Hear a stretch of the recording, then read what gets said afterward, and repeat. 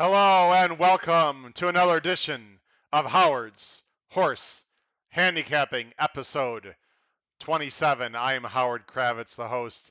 Thank you very much for joining me today on this beautiful spring afternoon. The weather's getting warmer and we can smell the roses. It's getting closer and closer to the Kentucky Derby. We're only about 3 weeks away from the Derby.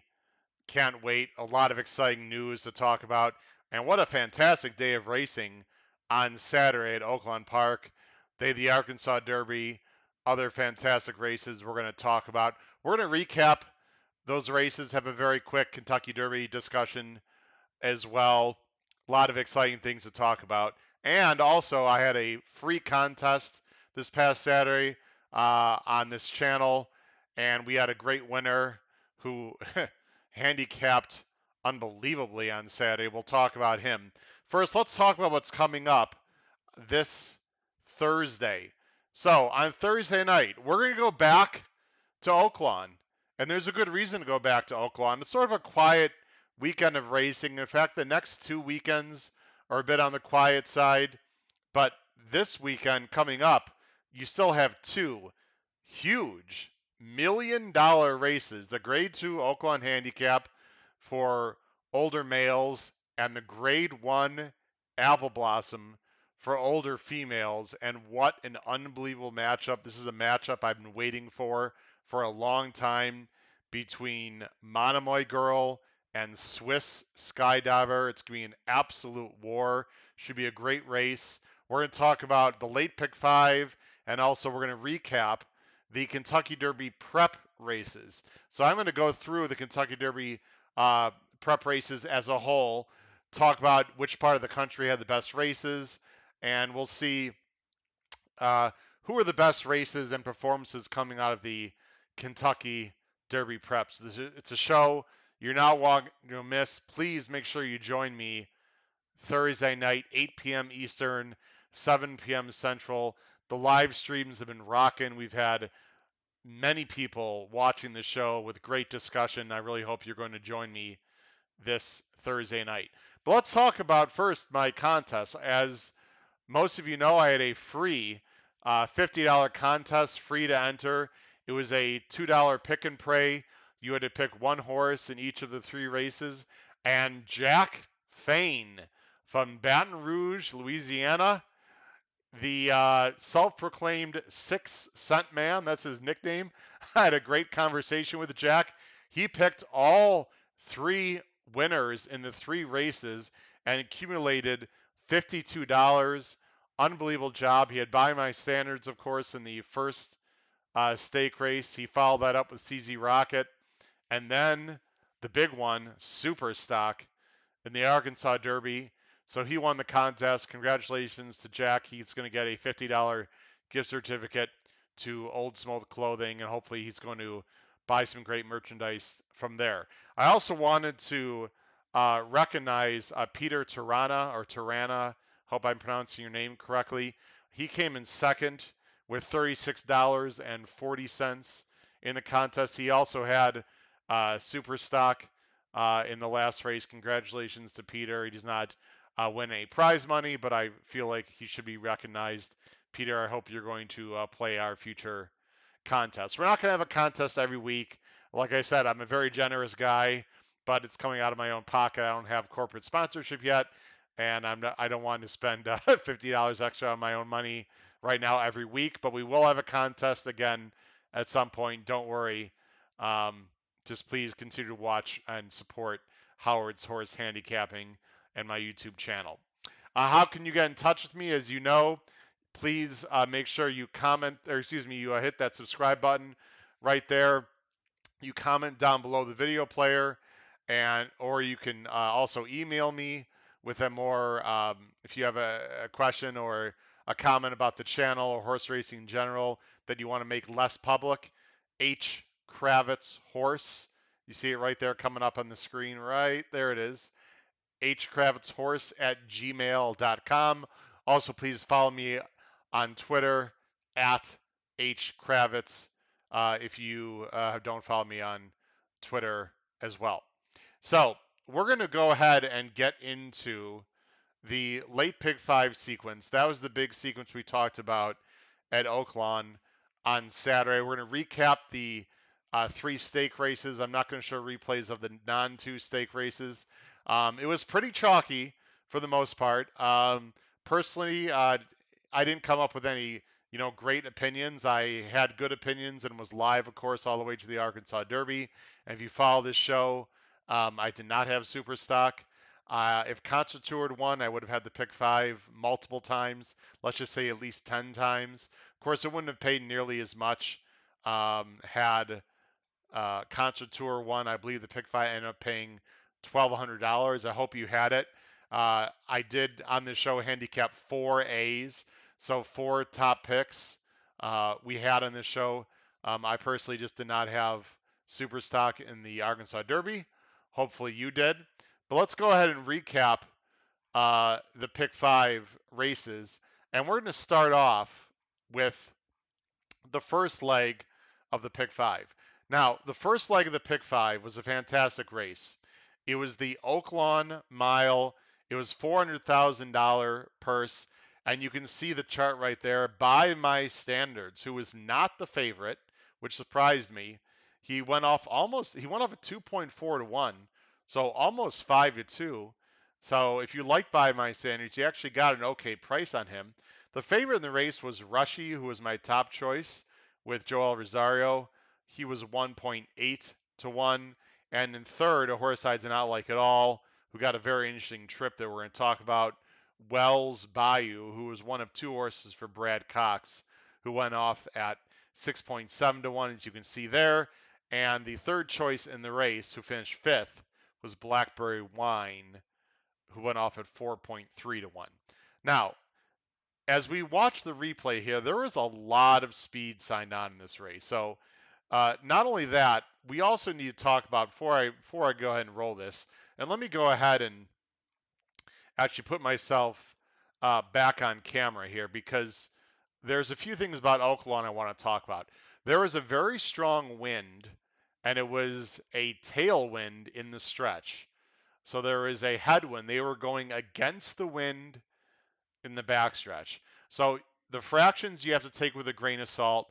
The track also was drying out from the day before, so it was not a crazy fast speed favoring Oaklawn surface. I'd say it was fair in general.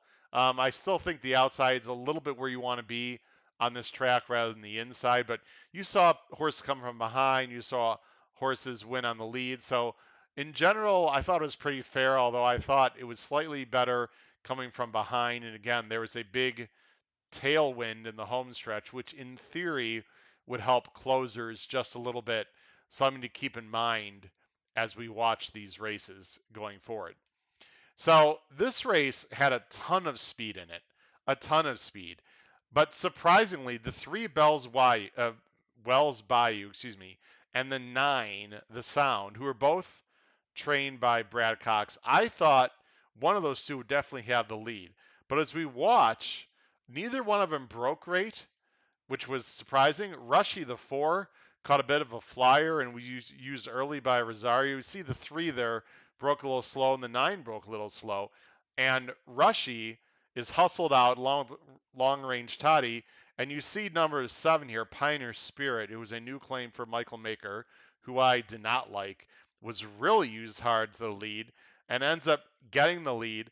And Rushy, who was obviously fresh off the layoff, was in a very good spot on the inside. Now, as Gabe Sides goes to the lead here with Pioneer Spirit, you see Joel Rosario, the 4, is on the inside. You also see there are 4 across the track behind that. By my standards, a bit in between. There goes Blackberry Wine up for second. You see the Sound, by the way. The Sound right here had a ridiculous monster hold. You knew he wanted to go. And also Wells Bayou. So the two speeds were last and second to last. Or at least I thought the two speeds on paper. And they were both rank. Now, this was a tricky decision right here. I want to freeze it right here. So the 7, Pioneer Spirit, is off the rail. And this is a very tough decision for a jockey, in this case, Joel Rosario, on what you do with Rushy. He certainly could have, no pun intended here, rushed Rushy up the rail, but in general, going 2 turns, that is not a good move. I have absolutely no problem at all with Joel Rosario sitting here on the inside, not using this horse too early. Again, he could have rushed up the inside, taken the lead, and make them come and get him, but I don't think that would have been the best move. Sometimes you see jockeys do it. It really depends. It sure looks like there was a hole there, but decide not to. Blackberry Wine sitting very comfortable there in third. And the winner here is in this blue cap, by my standards, getting a nice clean outside trip coming off the layoff. They went 23-1 to the half, and or, excuse me, to the first quarter, and they went 47-4. So they really did slow this down quite a bit. Again, they are going against a very big headwind here on the backstretch, so the fractions are definitely going to be slower anyway. But I would say overall these fractions were, I'd say, moderate. They weren't really fast, which on paper looked like they would be going very fast. But again, it just didn't quite work out that way when the two main speeds didn't quite break like they should. We hit the far turn here. Pioneer Spirit on the lead. Again, Joel Rosario looked like he has a lot of horse. You see Gunnet on the inside there, the 2 horse trying to find room. They're 4 across. And here comes the class. You have Blackberry Wine about to take the lead by my standards. And you see Pioneer Spirit's going to drift off the rail just a bit. And you see, though, Rushy was asking a lot to keep his spot on the inside and try to get through. So Rushy was not push button. I'm sure he was not fully cranked her off the layoff. Obviously he was ready but not fully cranked. So as Rushy gets through on the inside, Joel's already asking. Now it was a first line finish, so they didn't go all the way to the finish line. This is a first line finish.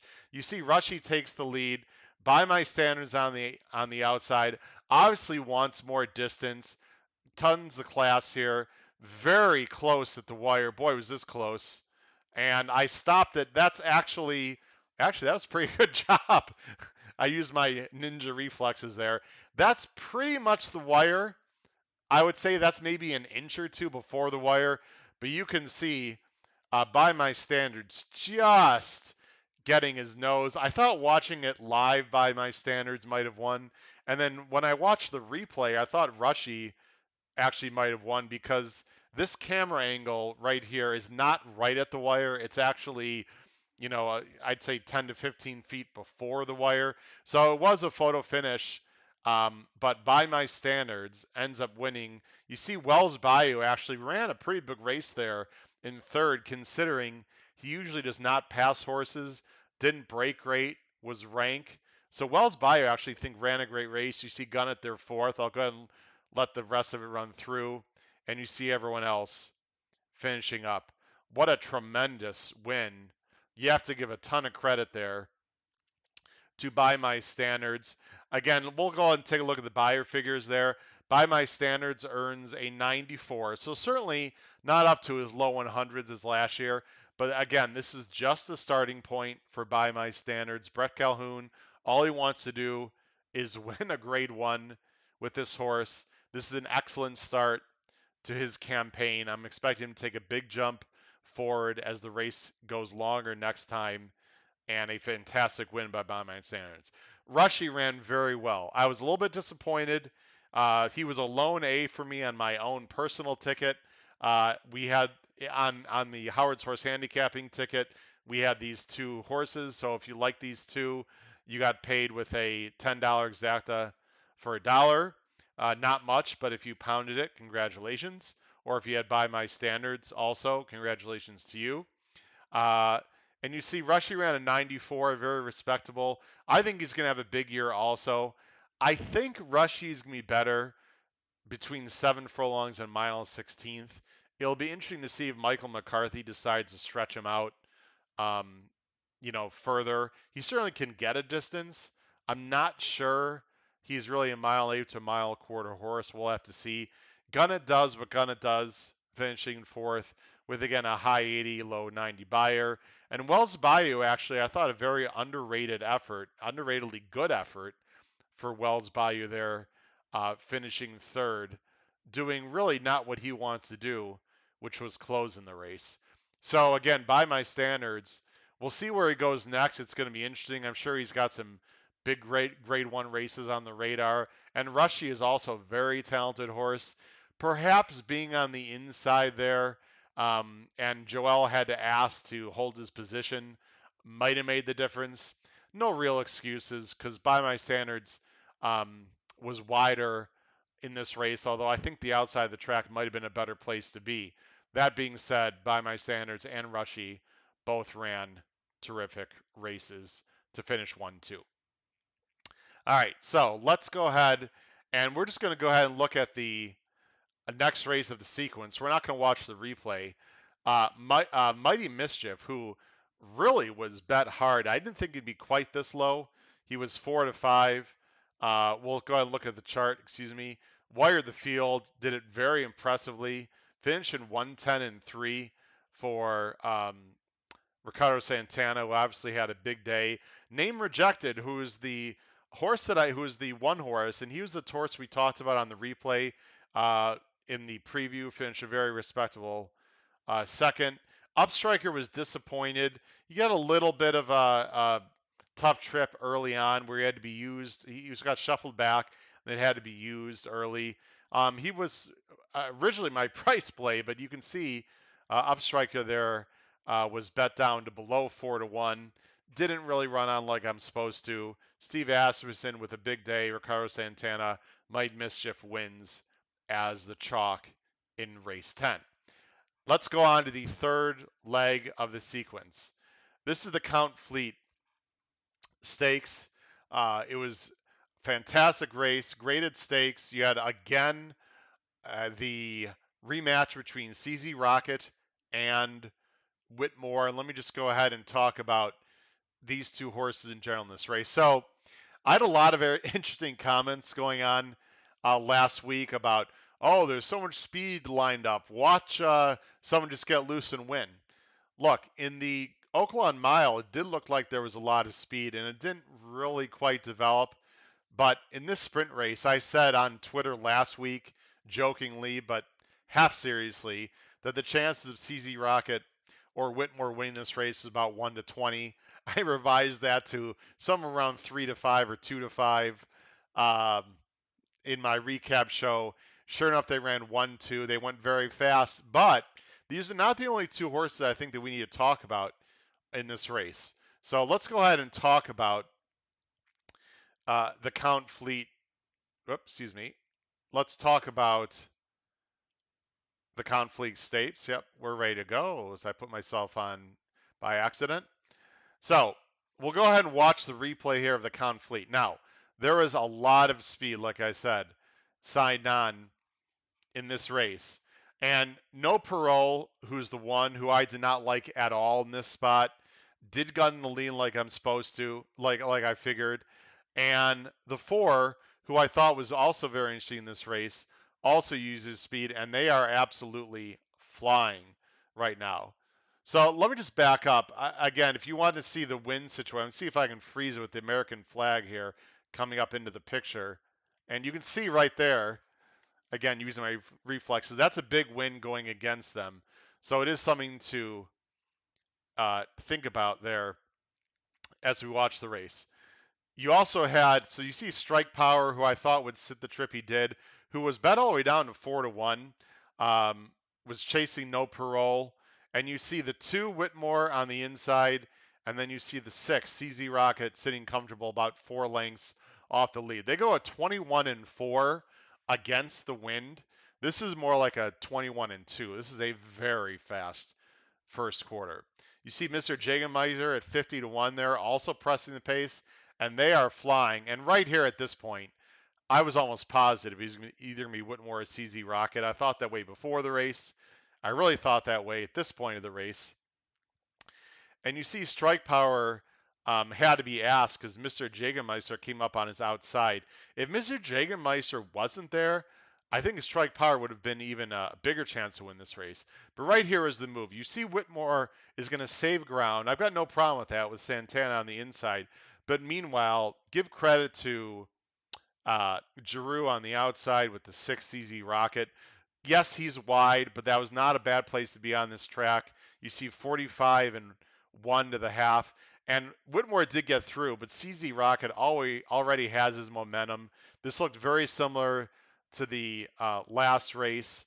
You see the 5 Empire of Gold running also a big race along with Strike Power. I really thought the 4 and 5 really ran pretty good races considering. And there's the finish. CZ Rocket, a fantastic effort. 109 and 3. Very fast race. Excellent racer, CZ Rocket. And CZ Rocket was not the favorite in this race. Went off at 2-1. So really in the first leg here and the third leg, you have two horses in CZ Rocket by my standards who I personally thought would be the favorites and were not the favorites. So I guess you could say you got a little bit of prices on them. Not big prices, but you did get prices on them. You see Whitmore finishing there in second, Empire of Gold and Strike Power. I thought both of them actually ran well to finish third and fourth. It'll be interesting to see where they go coming back. But congratulations to CZ Rocket. You look at his past performances, by the way. I'm just going to scroll down. CZ Rocket now, I mean, look at these ones. 1, 2, 3, 4, 5, 6. He has now won 7 of his last 8 races. Unbelievable claiming job by Peter Miller, who claimed this horse for 40,000. And boy, is he won back his money for Peter Miller in spades. His only loss, of course, coming in the Breeders' Cup Sprint to the aforementioned Whitmore. CZ Rocket, one of the top sprinters in the country, and doing it at 7 years old, which you don't see too often. Whitmore is already 8 years old. Congratulations to CZ Rocket. Again, we'll see where they go next with him. Now, let's go on to the big race of the day, the Arkansas Derby. So, in the Arkansas Derby, I talked a lot about this race and mainly focused on Concert Tour. So, as most of you know, I do a future bet on Concert Tour at 16-1, pretty sizable bet. Uh, needless to say, when this race was over, actually, frankly, about halfway into the home stretch, Howard Kravitz was not happy. It was a sad day for me personally. Hopefully, it was a great day for you, though. Hopefully, you had Superstock winning the race. Again, I singled Concert Tour. I had Hosier as my seahorse. I had 3 A's coming into this race. So, again, if I decided to throw Superstock in as a seahorse, it would only cost me about $20. I would have had to pick 5. Again, these are decisions you have to make as a bettor, how much you want to press up. I pressed up a lot with my opinions. I just had very strong opinions in this sequence, and my strong opinions were correct up until the Arkansas Derby. Listen, that's the way it goes. It's gambling for a reason. Uh, Concert Tour was extremely, extremely disappointing. I mentioned if he did not win this race, he probably won't be a factor for me in terms of my betting dollar in the Derby. Hold that thought for just a minute. We're going to talk about it after the race.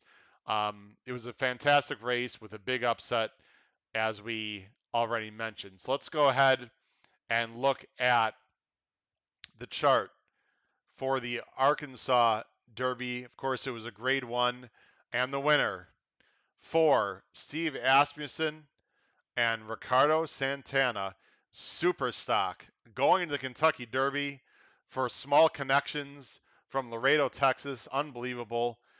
Paid 12.2-1, paid 26.40 on top. Great train job by Steve Asmussen. Took a big jump forward.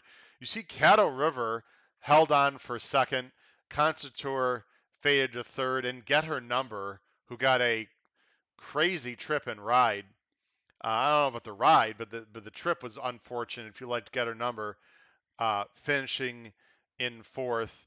Hosier also extremely disappointing, finishing in last. So let's talk about this race, and we need to talk about it in quite a bit of detail. Now, what happened in this race is exactly what we talked about on the show. And it was not a unique opinion. Um, Caddo River, they said they were going to go to the lead. I'm going to pause it for a second. Everyone knew Caddo River was going to lead, and he did. And I figured Concert Tour would sit the perfect trip in second. That's exactly the trip he got. So through really every part of this race until mid-stretch, I was very happy with the ride and trip on Concert Tour. I want to talk about the beginning of the race though, because I think this is very interesting.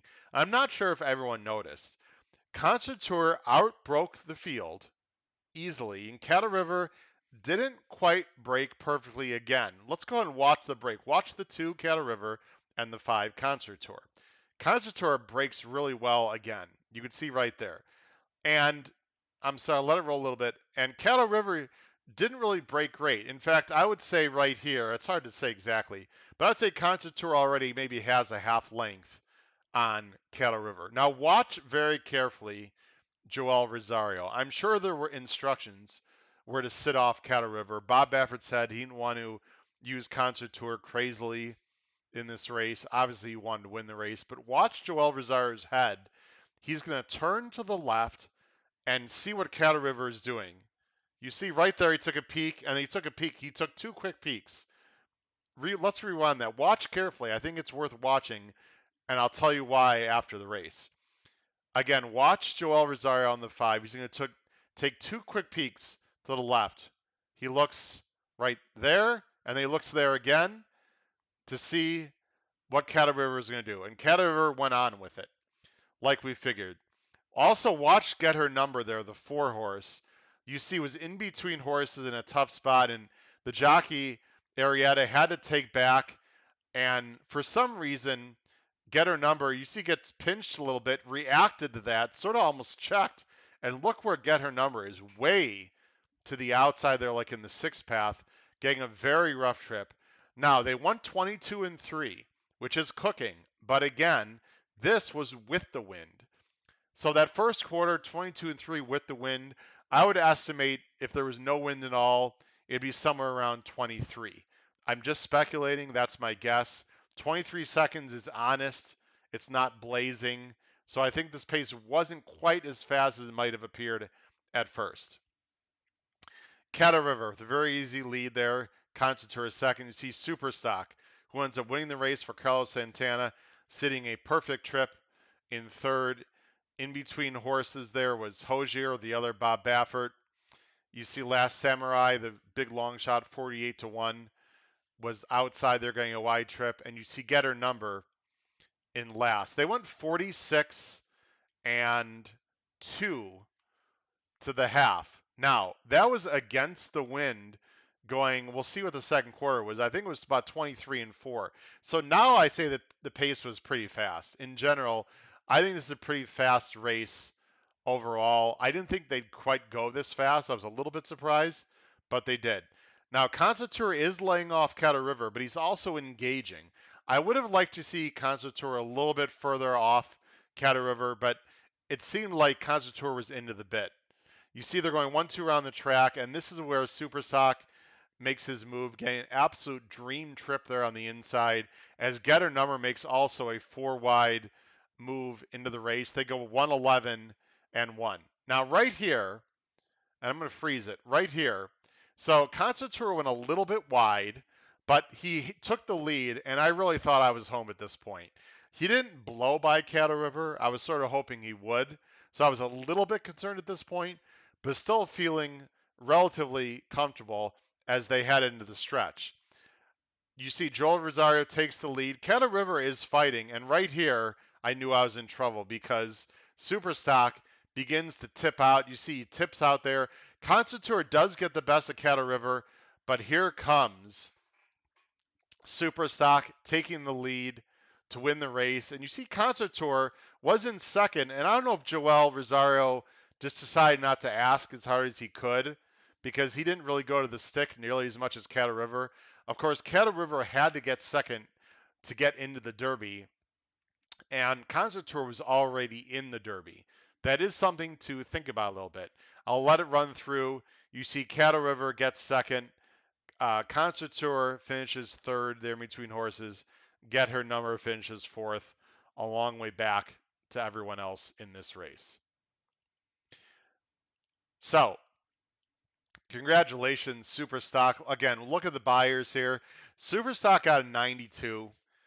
This was not a very fast race. Sure, Superstock did improve 9 buyer points. Cattle River improved 5 points from his last, but really, ran a somewhat similar race he's been running. Concert Tour, obviously for me, selfishly, was a big disappointment. Maybe for you, maybe not. Depends on who you had in this race from a betting angle. He dropped down to an 87, stretching out to a mile and an eighth. And you see Getter Number, who finished a good fourth in this race at 20. 4.6 to 1. Now you see the incremental pace here. They went 22 and 4. Excuse me, Cattle River went 22 and 3 the first quarter and went 23 and 4, as did Concertor into the wind into the second quarter. And you see that each quarter mile they went slower and slower. And Superstock finished his final eighth in 13 and 1, which is decent, not great, but decent. And actually, Getter Number almost finished the final eighth in the same time as Superstock, coming from much further back. So let's talk about this race in detail and my general opinion. So obviously, it was disappointing for me on Concert Tour. I had said that if Concert Tour had not won this race, he was going to be a huge downgrade in the Kentucky Derby, and he is a downgrade. Now, here's the deal. As of Sunday night, Bob Baffert said he's going to take Concert Tour, who's already qualified for the Kentucky Derby. He's going to take him to Churchill and see how he works. Here's my feeling on Concert Tour. Concert Tour, it would seem at this point, is a need the lead type. If he goes into the Derby, I think that really increases the speed of this race. You've already got speed in Cattle River, highly motivated, and Rock Your World. If um, Concert Tour also goes to the Derby, I am going to seriously start looking at closers, and it might be one of those rare cases, at least in the last 10 years or so, where you might get a super fast pace and possibly a pace collapse. Again, we've got plenty of time to talk about the Derby, but if Concert Tour ends up running in the Derby, I think that is definitely going to affect the race flow quite a bit. And with Cattle River now in the Derby, uh, that also will affect the race flow. That hurts speed for sure, in my opinion. Rock Your World Connections could not be happy with Cattle River getting into the Derby and maybe Concert Tour also going to the Derby. We're going to have to see. It's going to be a very interesting discussion. I think it helps know an agenda just on the surface. And any other closer that you like in this race, I think it might help. Again, we're going to have a long time to take a look at it. You'll have to stay tuned to all the Derby news and stay tuned to this channel because we're going to have plenty of Kentucky Derby discussion as well. Just quickly, going to go ahead and talk about the final race of the. I was already knocked out of the pick five. Maybe you were still alive. I hope you were. Continental Coins, who was, I believe, 6-1 morning line. I talked about him extensively on this show. I liked him a lot. I thought he might wire the field. He ended up raiding and fighting back in the stretch to win. Was bet all the way down as the favorite at 2.3 to 1 there. A great ride again by Gabriel Saez, who won the nightcap here on the stretch out. So went off at 2 to 1 and closed out the pick five sequence there at Oaklawn. So that's going to go ahead and wrap it up for our show. Thank you very much for watching. Again, this Thursday, we're going to have a live stream, 8 p.m. Eastern, 7 p.m. Central, talking about the $2 million races this Saturday at Oaklawn. We're also going to have a short Kentucky Derby discussion focusing on the prep races. Which region of the country had the best prep races? Which horses actually ran the best prep races of the approximate 3 month season leading up into the Derby. Also worth mentioning, Proxy, who ran in the Lexington Stakes, did not win, finished fourth, and he's not in the Derby. So that's another horse coming from at least the fairgrounds that's not going to be in the race. That was another development. So we're going to have a little bit of Kentucky Derby discussion next Thursday, but mainly focusing on the late pick 5 at Oaklawn this Saturday with the matchup I've been waiting for, and maybe you've been waiting for a long time. Monomoy Girl versus Swiss Skydiver and some other very good fillies. This is one of the best apple blossoms I can remember in a very long time. It's going to be one hell of a race. Please join me this Thursday. Make sure you subscribe also to my YouTube channel and follow me on Twitter at H Kravitz. Thank you very much for watching. We will see you Thursday night. This is Howard Kravitz for Howard's Horse Handicapping. Take care. Good night.